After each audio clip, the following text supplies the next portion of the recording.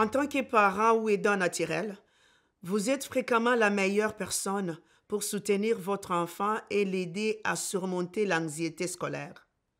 Ainsi, nous avons demandé aux parents et aux aidants naturels de l'Ontario de nous faire part de leurs idées et de leurs questions à ce sujet.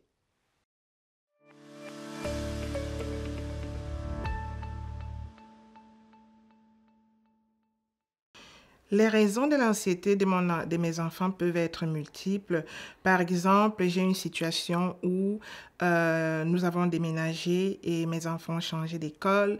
Donc, il y a eu beaucoup d'anxiété en ce qui concerne se refaire de nouveaux amis. Ma première fille est en 12e année maintenant. Et comme nous savons, c'est une classe où il y a beaucoup d'anxiété reliée aux notes. On sait qu'il y a voilà, les collèges et les universités, il faut faire des demandes. Et il y a des critères d'admission qui peuvent être assez stricts, disons, assez compétitifs. Alors, l'anxiété à l'école pour un enfant, ça peut être causé par pas avoir les notes que mon enfant désirait, avoir un conflit avec un ami. Ça pourrait être de l'intimidation. Avoir peut-être une mauvaise synergie avec le prof. Les raisons pourraient être si l'enfant a des difficultés de s'adapter socialement. Les raisons pourraient être si l'enfant est victime des commentaires de discrimination ou les commentaires de racisme. Et des fois, si tel est le cas, on encouragerait toujours le parent de chercher d'aide à travers l'école ou à travers la communauté. Et des fois, les raisons aussi pourraient être si l'enfant a des difficultés dans tel ou tel sujet à l'école ou dans tel ou tel cours à l'école, ça pourrait aussi provoquer l'anxiété.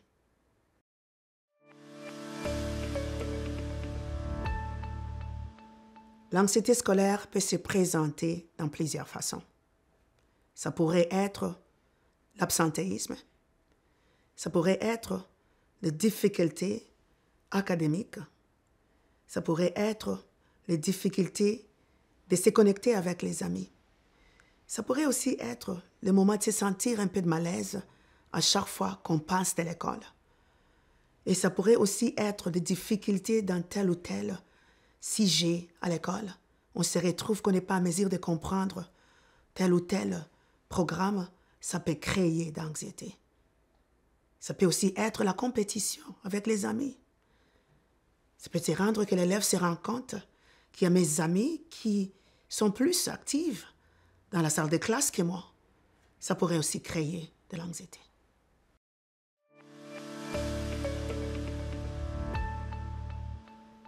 D'abord, les signes d'anxiété liés à l'école pourraient se manifester par un refus d'entrer dans l'autobus scolaire le matin.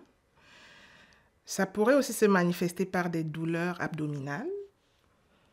Ça pourrait se manifester par des pleurs. Ça dépend aussi de l'âge de l'enfant. Si l'enfant est un peu plus jeune, l'enfant commence à pleurer quand il faut aller à l'école, ou l'enfant le dit ouvertement que je ne veux pas aller à l'école aujourd'hui, ou l'enfant rentre de l'école triste.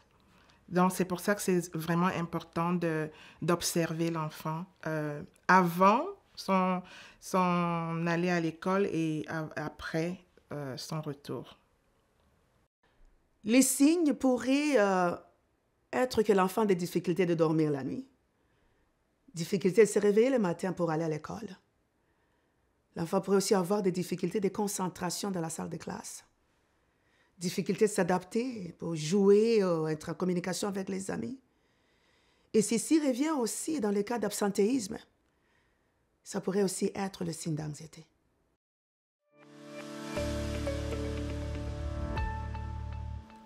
Pour aider mon enfant à gérer le stress, l'anxiété à l'école, c'est premièrement d'écouter, voir comment a été ta journée, comment que ça a été avec les amis, et ensuite voir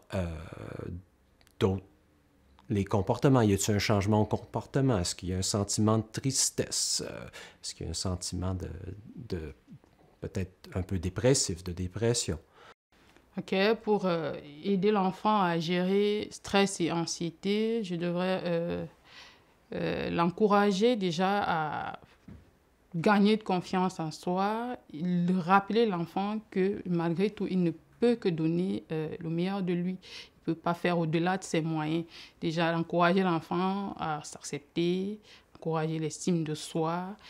Je vais prendre un cas si son anxiété résulte de cette difficulté à comprendre une matière. Je vais aider l'enfant à saisir au mieux la matière en faisant des exercices pratiques pour l'amener à remonter la pente. Ce qui est sûr, quand l'enfant remonte la pente, il se met en confiance, il sait qu'il est capable. Et aussi, je vais montrer à l'enfant que les difficultés ne manquent pas, mais il faut apprendre à gérer. Il y a beaucoup de stratégies à essayer à la maison. Ça pourrait être les changements dans les routines. Ça pourrait être les changements dans la validation et la communication avec l'enfant. Ça pourrait aussi être la modélisation des comportements.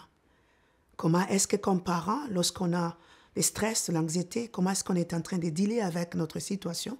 Ça pourrait aussi aider votre enfant à faire la même chose. Et il y a des fois aussi de faire des exercices de marche, d'avoir accès dans les activités communautaires. Et aussi regarder dans les milieux scolaires. Et puis, il y avoir beaucoup de services qui sont disponibles pour vous. Les services de travail sociaux, les services de psychologues, les services de consultants en comportement. Ce sont des genres de services qui pourront aussi vous aider à gérer le stress pour votre enfant.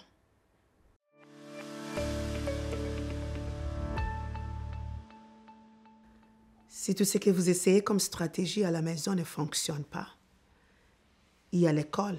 Le milieu scolaire peut aussi vous aider. Vous pouvez contacter la direction adjointe, la salle de classe, pour vous aider avec d'autres services ou appuis que l'école peut offrir. Pour obtenir de plus amples renseignements, veuillez consulter le site web de Santé mentale en milieu scolaire Ontario. Et si vous avez besoin d'une aide immédiate, composez les numéros suivants. Il y a sûrement des services de soutien locaux dans votre communauté avec lesquels vous pourriez également communiquer.